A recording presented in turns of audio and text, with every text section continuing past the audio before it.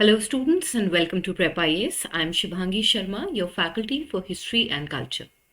Students, as a part of this particular series, we are conducting a crash course for history and culture, and the topic for today is going to be the Rigvedic period. Now, students, in the last two lectures, we had understood how there was first urbanization in India, and as a result of that, the Harappan civilization emerged. When we say first urbanization, in that context, we see that cities had developed in our country, especially in the Indus Valley area. As a part of that, trade became a very prominent feature of our country. However, students, after 1900 BC, we see that the major cities of the Indus Valley civilization, that is Harappa and Mohenjo-daro, gradually started to decline along with the other cities. Now, what happens after that? We see that the predominant culture of our country becomes the Chalcolithic cultures. Chalcolithic means the stone copper phase in which majority of the articles that we have yielded as a part of archaeological excavations are made out of either copper or stone. In that context, students, we had studied some major cultures of the Chalcolithic period, such as Ahad, Kaitha, Malwa, Jorve, etc. Keeping that in mind, students, we see that during the decline of the Harappan civilization, and while the Chalcolithic cultures were a predominant culture in our country, around that time, that is from 1900 BC onwards, in little groups, we start seeing a new group of people known as the Aryans who are coming to our country. It is these Aryans who will be going to compose a text called Rig Veda, and these people will call themselves Rigvedic Aryans, who are going to now set up a new community altogether in India, which will be known as the Rigvedic period. तो यहाँ पे students हम देख रहे हैं कि 1900 BC से groups के अंदर, छोटे छोटे ग्रुप्स के अंदर हमारे पास में कम्युनिटी इंडिया की तरफ बढ़ती हुई आ रही है, जिन्हें हम कह रहे हैं आर्यंस. ठीक है, इसके अंदर 1900 बीसी से आ रहे हैं ये, और उसके अलावा 1500 बीसी से जो आ रहे हैं उनको हम कह रहे हैं ऋग्वेदिक आर्यंस. पहले वाले जो आ रहे हैं, जो 1900 से 1500 तक आ रहे हैं, ओवर सिंप्लीफिकेशन के तहत हम उनको क्या बोलेंगे, अर्ली आर्यंस. और जो हमारे पास 1500 बीसी ऑनवर्ड्स आ रहे हैं उनको हम बोलेंगे ऋग्वेदिक आर्यंस.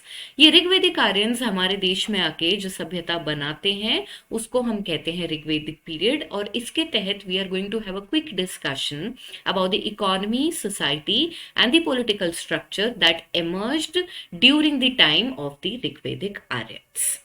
आई होप आपको इंट्रोडक्शन समझ में आया students. Let's proceed further and understand about the Rigvedic period. So students, before understanding the Rigvedic period, let me tell you that we need to understand about the archaeology, about the archaeological excavations or the material that was excavated as a part of the Rigvedic period. So what had happened, students? You will see that the Rigvedic period, which is approximately dated between 1500 to 1000 BC, has also yielded a type of pottery that is PGW. इस बात का क्या मतलब हुआ? इस बात का मतलब ये है कि 1500 से 1000 बीसी के अंदर जो भी साइट्स हमने एक्सकवेट करी हैं, जिनको हम ऋग्वेदिक लोगों के रहने की जगह बता रहे हैं, वहां से हमें जिस टाइप का सिरेमिक मिला है उसको PGW यानी कि पेंटेड ग्रे वेयर बोला जाता है. अब स्टूडेंट्स, यहाँ पे ये जो PGW कल्चर है, इसको आयरन एज के साथ भी एसोसिएट किया जाता है. अब यहाँ पे आप देखेंगे स्टूडेंट्स, बेसिकली हमने सबसे पहले देखा कि इंडिया में स्टोन एज आती है. स्टोन एज के बाद में हमारे पास ब्रॉन्ज एज आती है, और ब्रॉन्ज एज के अंदर हमने कौन सा टॉपिक पढ़ा है, इंडस वैली सिविलाइजेशन.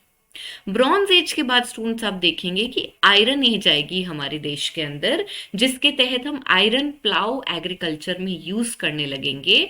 उससे हमारा प्रोडक्शन बढ़ेगा और दोबारा से हम सिटीज बनाने लग जाएंगे. लेकिन आयरन एज आने में और ब्रॉन्ज एज खत्म होने के बीच में बहुत लंबा टाइम पीरियड जाने वाला है.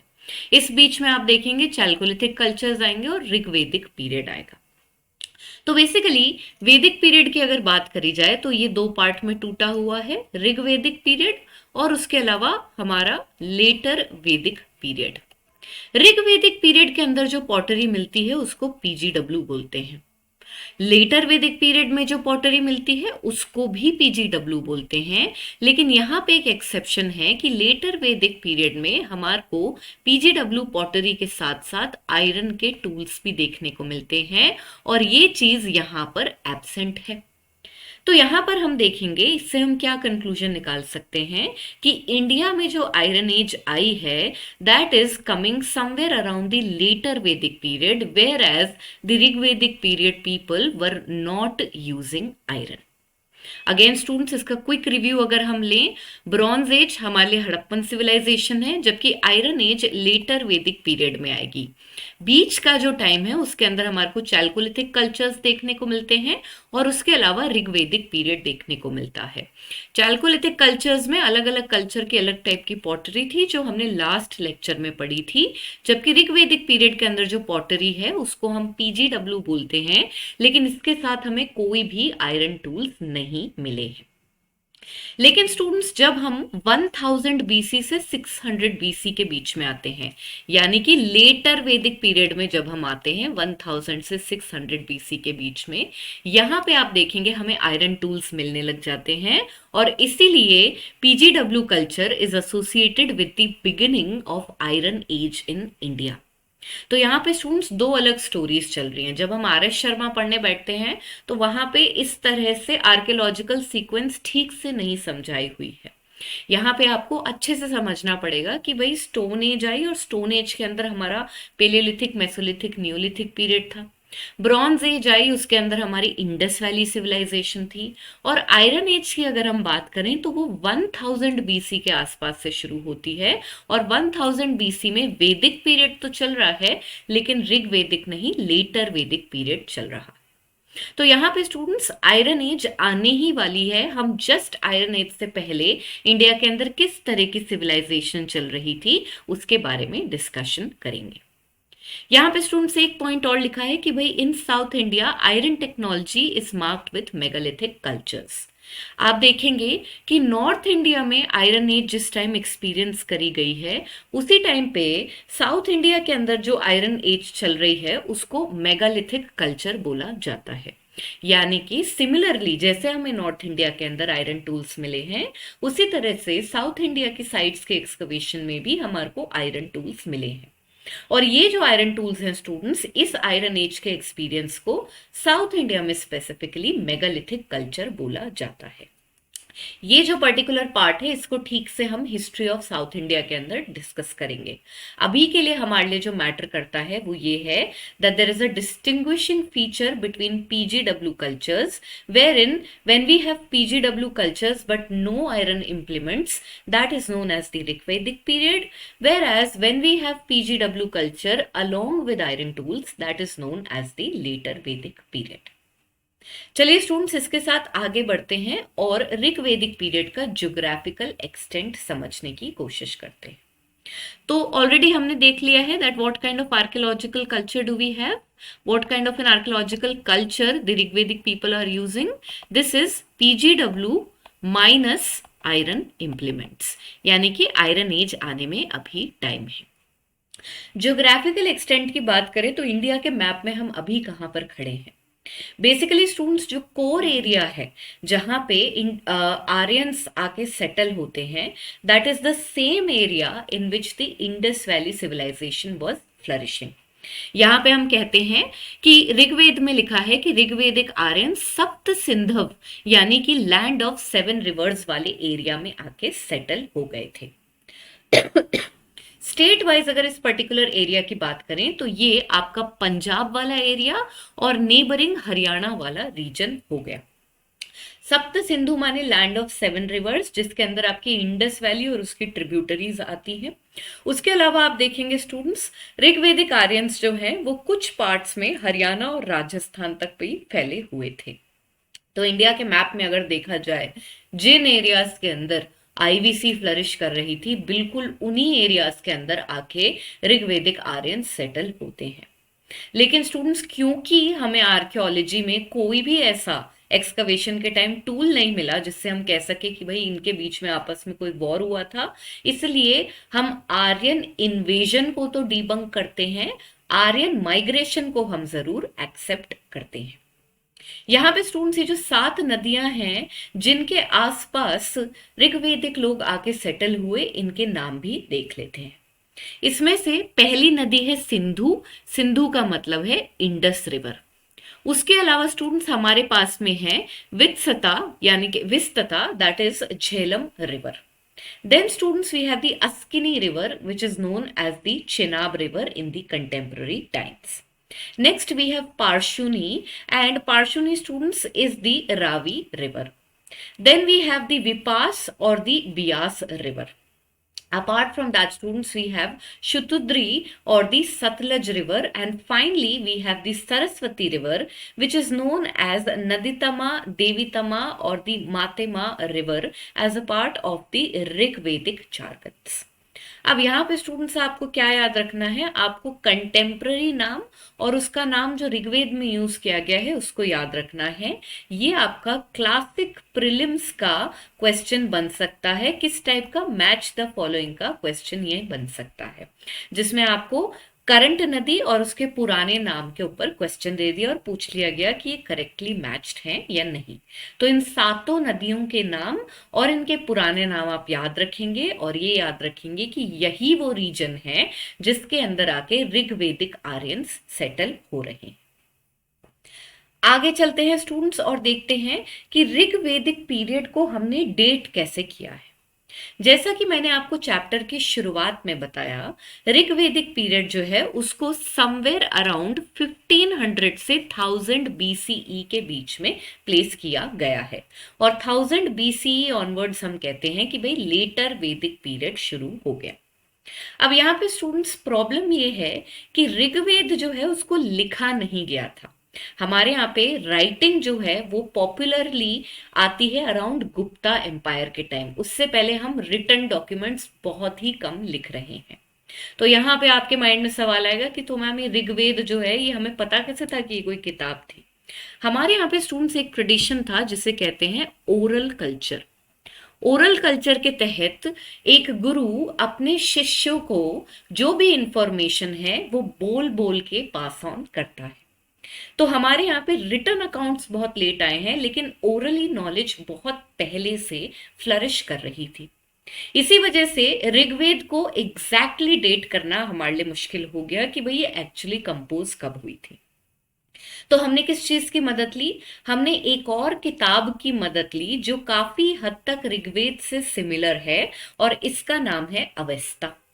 अवेस्ता जो है स्टूडेंट्स, इसको one of the oldest books in the world माना जाता है, इवन ओल्डर देन ऋग्वेद, और ये ईरानियन ट्रेडिशन को बिलोंग करती है। जिस रिलीजन के बारे में अवेस्ता में बात करी गई है उसे ज़ोरेस्ट्रियनिज्म कहा जाता है, लेकिन क्योंकि इन दोनों किताबों में बहुत सिमिलैरिटी है और माना जाता है कि आर्यंस ने ही ये दोनों किताबें लिखी हैं, तो हमने इस किताब के बेसिस पे ऋग्वेद की डेट्स निकालने की, यानी कि ऋग्वेदिक पीरियड की डेट्स निकालने की कोशिश करी। इसके अलावा स्टूडेंट्स हमने लिटरेचर के अलावा किस चीज की मदद ली? हमने आर्कियोलॉजी की मदद ली। आर्कियोलॉजी में हमारे पास पीजीडब्ल्यू आया। अगर हमारे पास कोई मटेरियल ऑब्जेक्ट आ जाता है तो साइंटिस्ट क्या करते हैं, उसकी कार्बन 14 डेट्स निकाल लेते हैं। इन C14 डेट से हमें पता चल जाता है कि ये ऑब्जेक्ट कितने साल पुराना होगा। तो इन दोनों इंफॉर्मेशंस को कंबाइन करके हमने जो टाइम पीरियड ऋग्वेद का निकाला है, that is between 1500 to 1000 BC। यहाँ पे स्टूडेंट्स ऋग्वेद में इस पीरियड के अंदर मैंने आपको बताया कि इंडिया में आर्यंस आके फैले कैसे हैं। फिर से एक बार मैं यहाँ पे आपको रिमाइंड कराती हूँ कि 1900 BC onwards we see a group of people known as Aryans who are making inroads in India, but they are making it in waves. Waves का मतलब क्या हुआ कि एक बार में ऐसा नहीं कि भर के सब ट्रेन में बैठ के आ गए हैं, नहीं। यहाँ पे हम देखते हैं थोड़े थोड़े करके पॉकेट्स के अंदर ये लोग इंडिया एंटर कर रहे हैं। तो 1900 BC से इनके इनरोड्स हो रहे हैं, और पहले आने वाले आर्यंस जो थे उनको हम या तो अर्ली आर्यंस बोलते हैं या फिर हम उनको प्री आर्यंस बोलते हैं। जबकि स्टूडेंट्स 1500 BC आते आते जो आर्यंस हमारे देश में सेटल हुए हैं उनको हम ऋग्वेदिक आर्यंस बोल रहे हैं। ऋग्वेदिक आर्यंस इसलिए बोल रहे हैं because these were the composers of Rigveda. It will be important to note, students, that there is a difference between the pre-Aryans and the Rigvedic Aryans, जिसमें कि pre-Aryans अपने आप को अलग मानते हैं और ऋग्वेदिक आर्यंस अपने आप को डिस्टिंग्विश करते हैं इन pre-Aryans से। कभी कभी इनके बीच में आपस में झगड़े भी होते थे। वो कॉन्फ्लिक्ट्स क्या थे वो चैप्टर में हम आगे पढ़ेंगे। अब यहाँ पे नेक्स्ट क्वेश्चन जो आपके माइंड में आना चाहिए वो ये है कि भाई ऐसा क्या हुआ कि आर्यंस पहले जहां भी रह रहे थे वहां से इंडिया की तरफ क्यों आ गए। तो यहाँ पे स्टूडेंट्स आप देखेंगे, अगर हम आर्यंस के इंसेप्शन ये कहाँ से आ रहे हैं उसकी अगर हम बात करें तो ऐसा माना जाता है that these people were a nomadic tribe who had come from the steppes region, who had come from the steppes region that may have been, that was a part of Russia, that was a part of Russia। तो steppes reason की तरफ से धीरे धीरे central Asia, waste Asia की तरफ आते हैं और फिर ये इंडिया की तरफ भी एंटर कर जाते हैं। इन आर्यंस के इंडिया तक पहुंचने का और इंडिया में क्विकली स्प्रेड करने का कारण ये है students that these people were using horse chariots. Horse chariots का इस्तेमाल ये कर रहे थे और इस वजह से हॉर्स चैरियट्स को वॉरफेयर में यूज करके ये ज्यादा सक्सेसफुल हो गए। यहाँ पे स्टूडेंट्स अगर आर्यंस की बात करी जाए तो ऐसा माना जाता है कि इन्होंने अराउंड 6000 बीसी में ही हॉर्स को डोमेस्टिकेट कर लिया था, क्योंकि हमार को उरल माउंटेन्स और ब्लैक सी के अंदर पहले ट्रेसेस मिलते हैं ऑफ हॉर्स डोमेस्टिकेशन, और ये एरिया भी स्टूडेंट्स आप देखेंगे रशिया में ही पड़ता है। तो यहाँ पे घोड़े को डोमेस्टिकेट करना और उसके चैरियट्स यूज करना इनकी एक खासियत थी जो कि इंडिया में नहीं हो रहा था, और इस कारण माना जाता है कि ये लोग जल्दी जल्दी दुनिया भर में फैल गए और उसी के साथ साथ जब ये इंडिया में आए तो ओरिजिनल इनहेबिटेंट्स को इन्होंने नीचे साउथ इंडिया की तरफ ढकेल दिया। ये हमारे पास में स्टोरी है, ठीक है। तो यहाँ पे स्टूडेंट्स हमने ऋग्वेदिक पीरियड का टाइम पीरियड देख लिया, उसके अलावा हमने इंडिया की कॉम्पोजिशन देख ली। इस टाइम पे जब ऋग्वेदिक आर्यंस आके इंडिया में सेटल हो रहे हैं तो एक तो हमारे पास अर्ली आर्यंस बैठे हैं और उनके साथ हमारे पास इंडिजिनस इनहेबिटेंट्स बैठे हैं। ये इंडिजिनस इनहेबिटेंट्स कौन है स्टूडेंट्स? इंडिया के लोकल लोग जो कि आईवीसी और चैल्कोलिथिक कल्चर्स के तहत हमारे यहाँ रह रहे थे। तो ये 3 तरह के लोग इंडिया के अंदर बैठे हैं। इसी बीच में हमने आर्यंस की हिस्ट्री भी डिस्कस करी कि कहाँ से आए और किस चीज ने इनको हेल्प किया पूरे दुनिया भर के अंदर फैलने में। तो रशिया की तरफ से ये आए और ये इस वजह से इजीली और एरियाज को कैप्चर कर पाए because they were using horse chariot which successfully helped them in conquering these many areas. Let's proceed further, students, and understand about the Aryans and their association to the Vedic period. Now, students, as I had told you, when we talk about these Aryans, they are coming in several stages and waves, and these people, although may not be from a similar geographical area, but one thing that the historians have analyzed is that they were all speaking a similar group of languages, which can be classified as the Indo-European languages. It'll be important to note, students, this is the reason because of which we are able to classify between the Aryans and the non-Aryan Harappans who were living in the preceding period. Now, students, in that context, one question that we have already been asking ourselves since the Indus Valley civilization is that was the Aryan invasion a myth or a reality? So here, students, I have told you that this entire idea has been debunked altogether. The reason being, during the archaeological excavations, especially of the IVC, we were unable to find no weapons. We were not able to find any weapons altogether, and because of which we can say no warfare may have happened. Irrespective, students, in the Rigvedic period or in the Rigved specifically, we constantly find references. We constantly find references to what? We find references to inter-tribal conflicts. We find references to intertribal conflicts, and because of this, students, you will see that possibly there were moments wherein the different tribes or the non-Aryans and the Aryans were fighting between each other. However, a complete invasion or the complete wiping out of these people is something that cannot be seen by the historians, and that is why they have debunked this complete idea. अब यहाँ से students हमारा actual ऋग्वेदिक period शुरू होता है, जिसमें हम पहले समझेंगे कि ऋग्वेद था क्या, ऋग्वेद में क्या लिखा हुआ है, कैसे उसे एक हिस्टोरिकल सोर्स की तरह यूज किया जा सकता है, और उसके बेसिस पर हमने कैसे सोसाइटी, इकोनॉमी और पॉलिटिकल ऑर्गेनाइजेशन का अंदाज लगाया ऋग्वेदिक पीरियड में। अब स्टूडेंट्स, ऋग्वेद की बात करी जाए तो basically it is a collection of hymns. It is a collection of hymns that is dedicated to major gods such as Indra, Agni, Mitra, and Varun. Apart from that, students, you will see that we also find mention of female gods. We find mention of female gods such as Usha and Aditi. Now students, if you look carefully at these gods and goddesses, Indra भगवान की बात करें तो इंद्र भगवान जो है वो भी एक नेचर गॉड है, अग्नि माने फायर, वो भी एक नेचर गॉड है, मित्र जो शब्द है वो सूर्य भगवान के लिए यूज होता है। तो यहाँ पे आप देखेंगे, और उषा और अदिति का मतलब क्या है, they are the goddesses of dawn. तो यहाँ पर हम देखते हैं कि जितने भी भगवान हैं ये सब नेचर गॉड्स एंड गॉडेसेस हैं, और इसीलिए जो भी हिम्स इनको डेडिकेटेड हैं यहाँ पर वो नेचर वर्शिप से रिलेटेड है। सबसे ज्यादा हिम्स की बात करी जाए स्टूडेंट्स तो ये दोनों, दैट इज इंद्र और अग्नि जो हैं ये मेजर गॉड्स थे ऋग्वेदिक पीरियड के, और सबसे ज्यादा हिम्स इन दोनों को डेडिकेटेड हैं।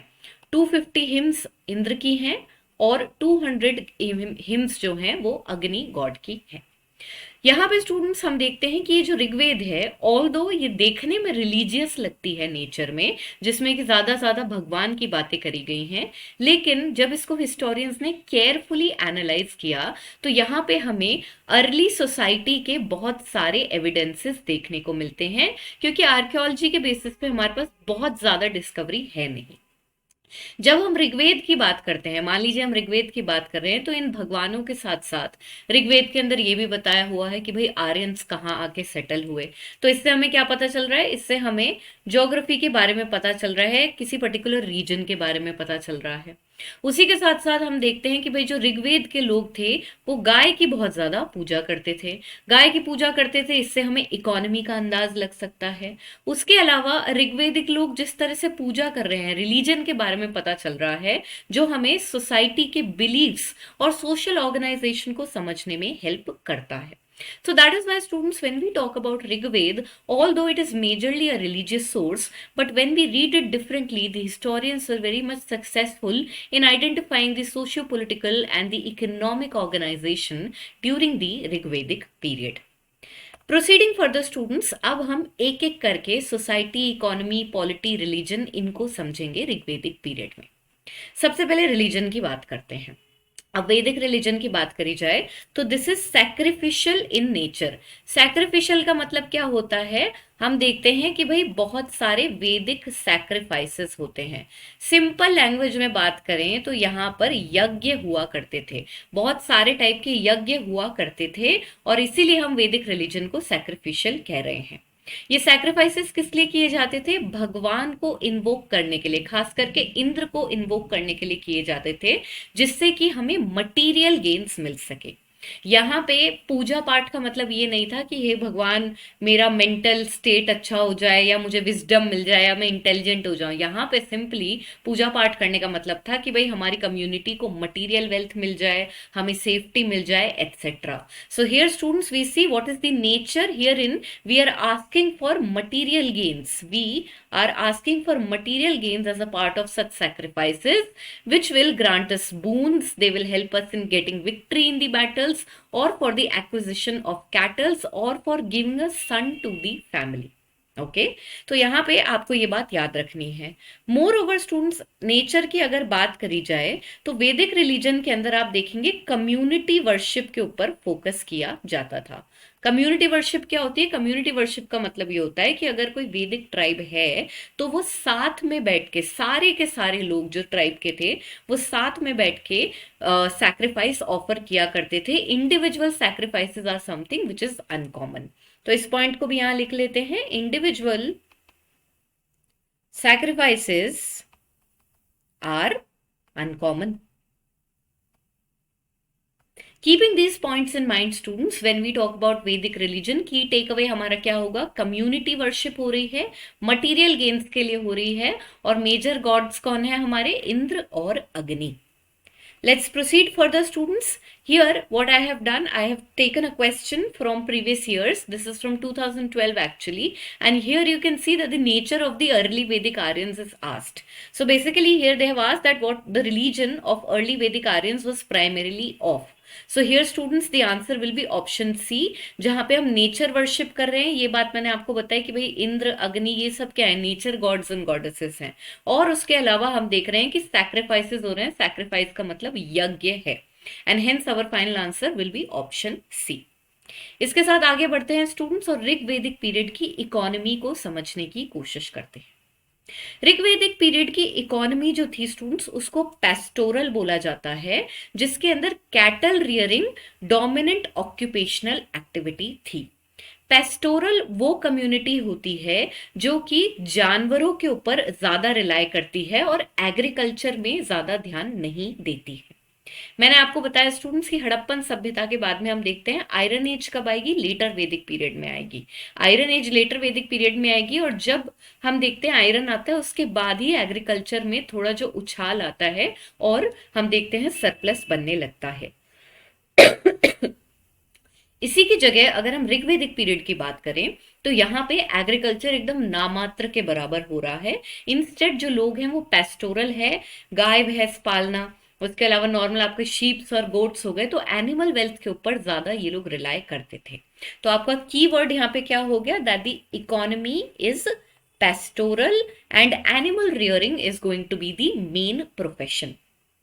एग्रीकल्चर की बात करें तो जैसा मैंने आपको बताया ना के बराबर एग्रीकल्चर होता था। एटलीस्ट ह्यूमंस अपने पर्सनल यूज के लिए एग्रीकल्चर कम कर रहे थे। ये हमें कैसे पता चलता है स्टूडेंट्स? ऐसे पता चलता है कि ऋग्वेद में हमें सिर्फ एक ही ग्रेन का नाम मिलता है जो है यव। यव का मतलब होता है बार्ली, और बार्ली जो है हिस्टोरियंस ये अंदाज लगाते हैं कि कैटल फीडिंग के लिए यूज होता होगा, और इसीलिए जो यहाँ के लोग थे वो पेस्टोरल हैं। इसमें स्टूडेंट्स अगर हम एग्रीकल्चर की बात करें तो मैक्सिमम जो हमें पता है वो किसी टाइप का शिफ्टिंग एग्रीकल्चर हो रहा था। मैक्सिमम शिफ्टिंग एग्रीकल्चर हो रहा था, और ये जो शिफ्टिंग एग्रीकल्चर है स्टूडेंट्स, इसमें भी जो ग्रेन्स प्रोड्यूस हो रहे हैं वो प्रोबेबली कैटल को खिलाने के लिए थे। इन दोनों ही एक्टिविटीज से हमें पता चलता है कि जो ऋग्वेदिक लोग थे वो एक सेडेंट्री लाइफस्टाइल नहीं जी रहे थे। इंस्टेड उनकी सेमी नोमैडिक लाइफ थी। सेमी नोमैडिक्स कौन होते हैं? वो लोग स्टूडेंट्स जो एक जगह पर रह के कृषि का जो काम है वो नहीं करते, बल्कि अपने जानवरों के साथ इधर उधर घुमक्कड़ जीवन जीते हैं। तो यहाँ पे की टेक अवे में हमारे पास ये है पेस्टोरल, उसके अलावा दीज आर कैटल रियरर्स, उसके अलावा they practice very less agriculture, and apart from that their lifestyle is semi nomadic in nature. ये सब आपके कीवर्ड्स हो गए ऋग्वेदिक इकोनॉमी को लेके।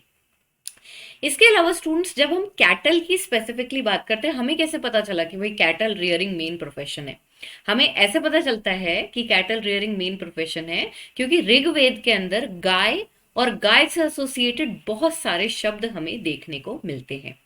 फॉर इंस्टेंस स्टूडेंट्स हमारे को एक शब्द मिलता है गोमत, और गोमत एक वेल्दी आदमी होता था जो कि बहुत सारी कैटल ओन करता था। इसके अलावा स्टूडेंट्स जब कॉन्फ्लिक्ट्स और बैटल्स की बात होती है तो उसके अंदर हमें टर्म्स मिलती है जैसे कि गविष्ठी, गवसेन और गव्यत। इसमें से स्पेसिफिकली अगर गविष्ठी की बात करी जाए तो इसका मतलब होता है इन सर्च फॉर काउस। इसका मतलब क्या हुआ स्टूडेंट्स, आप देखेंगे कैटल, स्पेसिफिकली अगर गाय की बात करी जाए तो that was the main stay of occupation, और गाय जिसके पास जितनी ज्यादा होती थी उतना उसको अमीर माना जाता था। और इन शब्दों से, ये जो शब्दावली यूज हो रही है, इससे हमें पता चलता है कि ठीक है भाई, इकोनॉमी जो है वो एनिमल वेल्थ पे ज्यादा रिलाय करती है, and that is why we call these people to be pastoral in nature.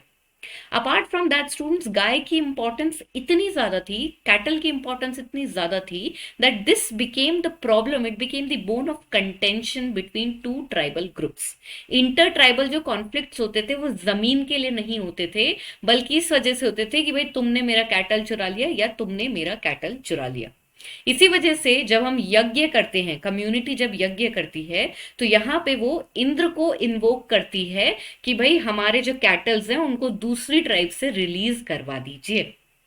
एक शब्द जो हमें और मिलता है स्टूडेंट्स, वो है गोपति, and that is the one who protects the cows. यहाँ पे गोपति जो है वो कौन होता था, हमारा जो ट्राइबल चीफ होता था।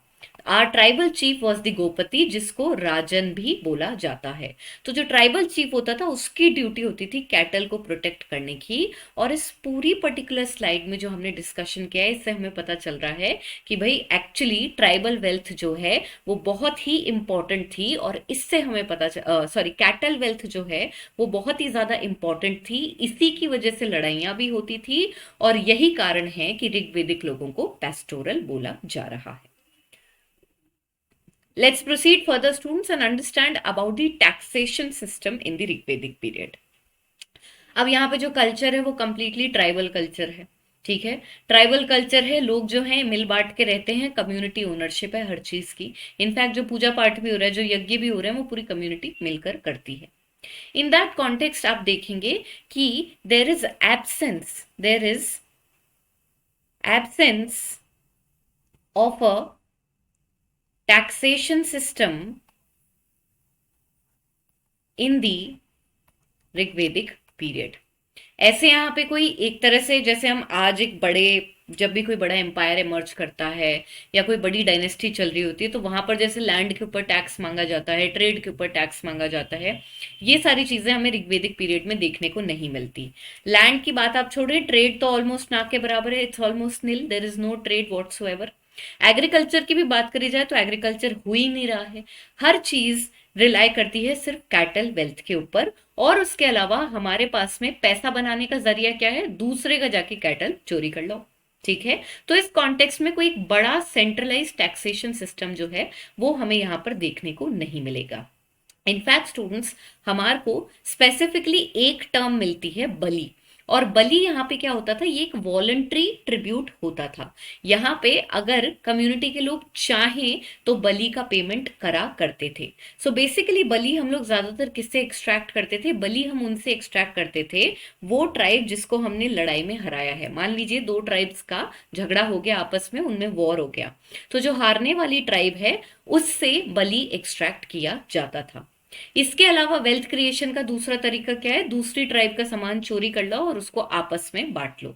और क्योंकि यहाँ पे हर चीज की कम्युनिटी ओनरशिप है, इस वजह से हम देखते हैं कि यहां पर कोई भी मेजर टैक्सेशन सिस्टम नहीं, और सब चीजें आपस में बट जाती हैं। इनफैक्ट स्टूडेंट्स, यहाँ पे मैं आपको एक बहुत ही क्यूरियस फैक्ट बताती हूँ। पेक्यूलियर फैक्ट जो है ऋग्वेदिक पीरियड का वो ये है कि राजा जो था, the king, the tribal chief the tribal chief also known as Rajan or known as Gopati used to gift his people, अपने क्लैंसमैन को वो खुद आगे से गिफ्ट दिया करता था जिससे कि वो उनकी नजरों में अच्छा बना रहे।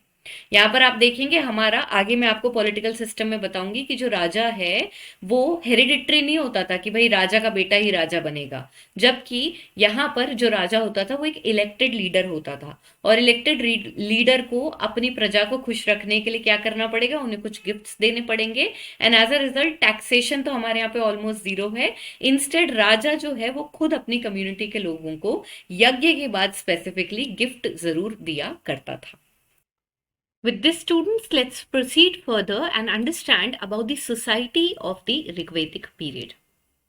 So basically, students, when we talk about the society of the Rigvedic period, you will see that at this point of time, there is not as such social stratification. यानी कि society के अंदर वर्ण के बेसिस वाला division, जो हम कहते हैं ब्राह्मण, क्षत्रिय, वैश्य, शूद्र, ये वाला स्ट्रैटिफिकेशन आपको ऋग्वेदिक पीरियड में देखने को नहीं मिलेगा।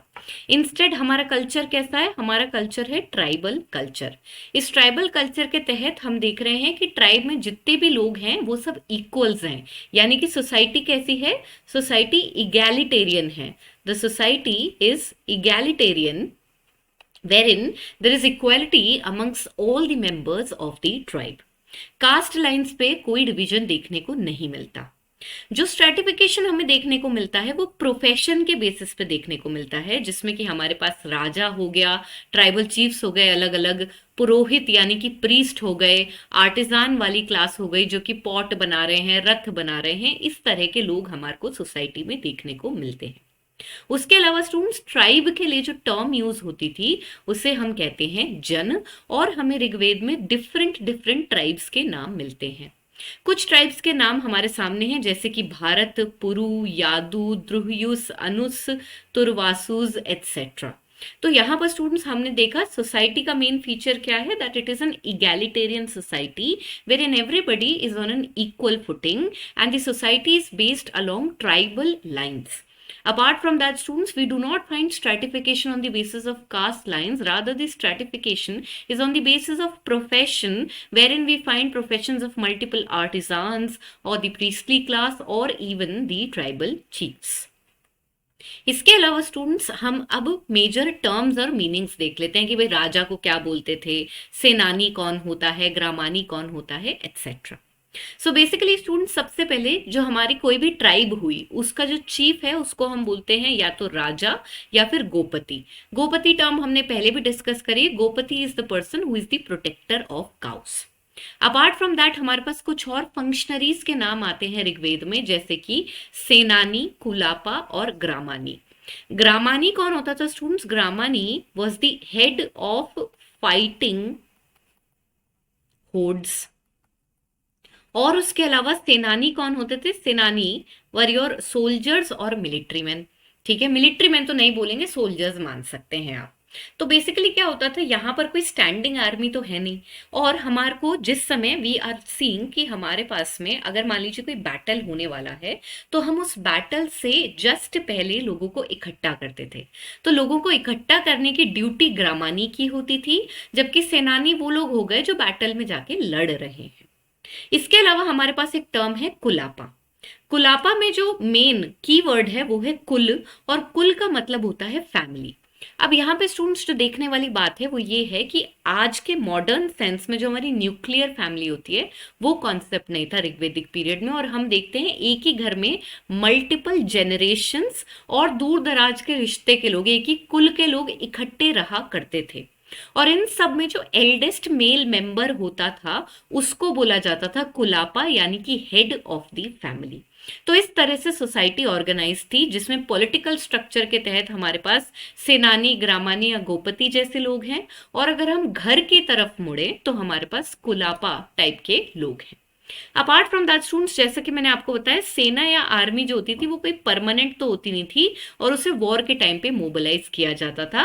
और इसी सेंस में ये काम किसके हाथ में था? ये काम ग्रामानी के हाथ में होता था. Proceeding further, students, let's also understand the position of women with respect to society. जब भी हम सोशल हिस्ट्री की बात करते हैं या जब भी हम सोसाइटी की बात करते हैं तो एक तो उसमें आप सोशल क्लासेस डिस्कस करते हैं, और उसके अलावा आप हमेशा विमेन की क्या कंडीशन थी इसको डिस्कस करते हैं. तो जब भी मैं आपसे बोलूं कि भाई किसी पीरियड की सोशल हिस्ट्री बताइए, तो वहां पे आप मुझे डेफिनेटली जो सोशल क्लासेस है, मान लीजिए दूसरे दूसरे वर्ण हो गए या दूसरे रिलीजन के लोग हो गए, उनके बारे में बताएंगे, और उसके अलावा स्पेसिफिकली आपको पोजीशन ऑफ विमेन डिस्कस करनी है. अब यहाँ पे स्टूडेंट्स, ऋग्वेदिक पीरियड की अगर हम बात करें तो सोसाइटी लार्जली पेट्रियार्कल थी. पेट्रियार्कल का मतलब होता है पितृसत्ता, जिसमें कि जो भी आपके पास में जो हेड होगा फैमिली का वो हमेशा मेल मेंबर होगा. Even the birth of the son was desired students. Rigvedic hymns अगर हम पढ़ें तो वहां पे बेटा प्राप्त करने के लिए हमारे पास हिम्स होती थी, यानी बेटी इतनी डिजायरेबल नहीं होती थी। इररिस्पेक्टिव स्टूडेंट्स, इसके बावजूद हम देखते हैं कि विमेन को बहुत ही कंसिडरेबल रिस्पेक्ट मिलती है ऋग्वेदिक पीरियड में, जहां पे हम देखते हैं पहली बात तो उनको एजुकेशन लेना अलाउड था, they were allowed to receive an education. और उसके अलावा ऋग्वेद की जो वैदिक असेंबलीज होती थी, जो सोशल असेंबलीज होती थी, उनके अंदर पार्टिसिपेट भी करने दिया जाता था।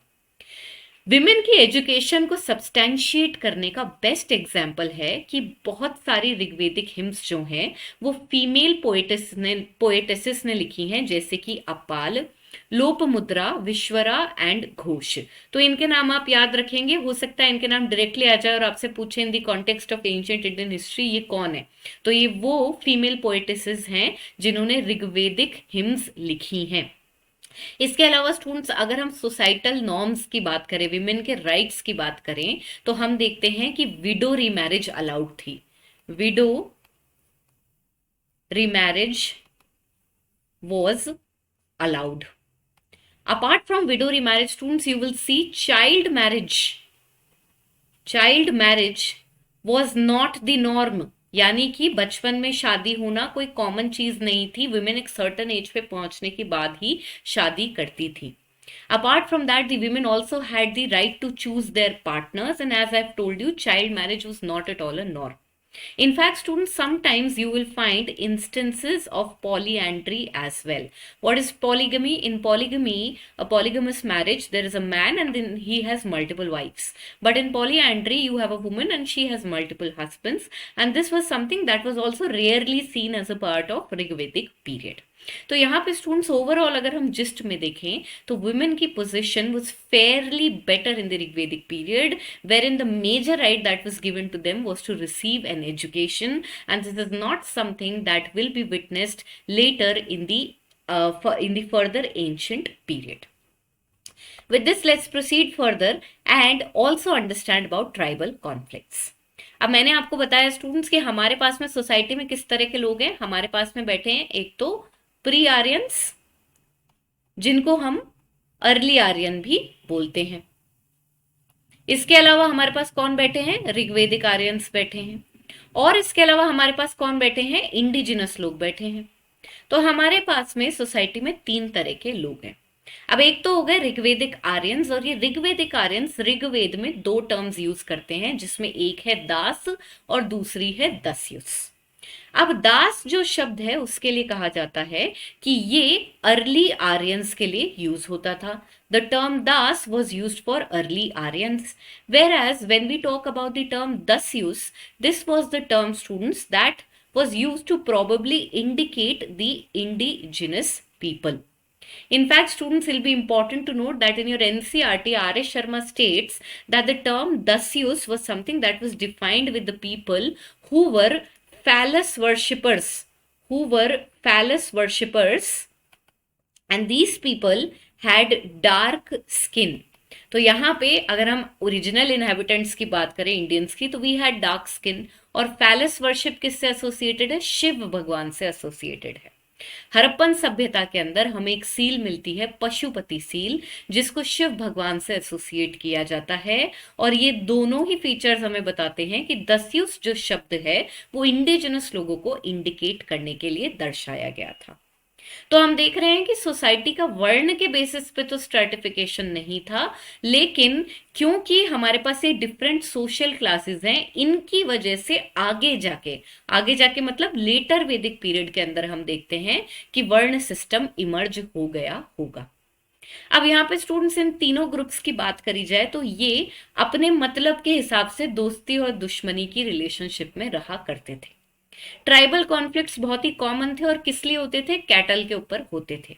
अब यहाँ पे अगर आप देखें तो ऐसा कुछ भी नहीं है कि आर्यंस जो हैं वो एक तरफ हैं और इंडिजिनस जो है वो एक तरफ हैं. जिसका जिससे झगड़ा हो रहा है उसमें जो फायदा नुकसान है उसके अकॉर्डिंग देख के ये लोग अपने डिसीजंस लिया करते थे.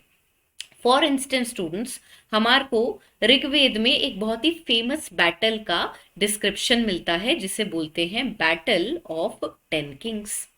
जिसे बोलते हैं battle of ten Kings. Battle of ten Kings की बात करी जाए तो इसमें दोनों साइड पे, यानी लड़ाई की दोनों साइड में, एक तरफ तो है भारत क्लैन, एक तरफ तो है आपकी भारत ट्राइब, वर्सेस हमारे पास 10 ट्राइब हैं, जिसमें से 5 आर्यन ट्राइब हैं और 5 नॉन आर्यन ट्राइब हैं। इस पर्टिकुलर बैटल की अगर हम बात करें और देखें कि दोनों तरफ कौन से लोग बैठे हैं, इससे ही हमें समझ में आ जाता है कि आर्यंस, चाहे वो अर्ली हो, चाहे वो ऋग्वेदिक हो, और इंडिजिनस जो लोग हैं, इनकी जो डायनामिक्स थी students, that was not something which is based on racism thoroughly, rather it was more of a kind of a situation wherein if one needs the other at that point of time, they used to negate their differences and participate in the battles. Okay अब इस battle of ten Kings की बात करें students, तो हमारे पास में Bharat tribe है और दूसरी तरफ हमारे पास 5 आर्यन और 5 नॉन आर्यन ट्राइब है। यहाँ पे इस बैटल के अंदर हम देखते हैं, पहली बात तो ये बैटल जो है ये पारशुनी नदी, ये पारशुनी नदी के तट पे लड़ा गया था। और पारशुनी नदी कौन सी है? This is the Ravi river. तो इस नदी के तट पे इसको लड़ा गया था और इसके अंदर जो जीतने वाली ट्राइब थी वो थी भारत। ये जो 10 हारने वाली ट्राइब थी स्टूडेंट्स, इसमें से एक ट्राइब है जिसका नाम है पुरु ट्राइब, और हारने के बाद इसने भारत ट्राइब के साथ में हाथ मिला लिया और ये दोनों मिलके बन गई कुरु ट्राइब। ये जो कुरु ट्राइब थी स्टूडेंट्स, इसने आगे जाके अपर गैंजेटिक दोआब में, अपर गैंजेटिक दोआब में यानी कि यूपी के रीजन में ये लोग जाके फ्लरिश करना शुरू करते हैं। कब? लेटर वैदिक पीरियड में। तो जब हम लेटर वैदिक पीरियड की शुरुआत करेंगे तो वहां पे मैं कुरु ट्राइब का नाम लूंगी। तो यहां पर आप देख सकते हैं कि कुरु ट्राइब बनी कैसे थी। It is a mixture of Bharat tribe and Puru tribe, जो कि बैटल ऑफ टेन किंग्स के बाद आपस में हाथ मिला लेते हैं और कुरु ट्राइब बन जाते हैं। ट्राइबल कॉन्फ्लिक्ट्स के बारे में हमने इसलिए पढ़ा है स्टूडेंट्स, क्योंकि एक तो हमारे को दो टर्म और मीनिंग मिलते हैं, दास और दस्यूस।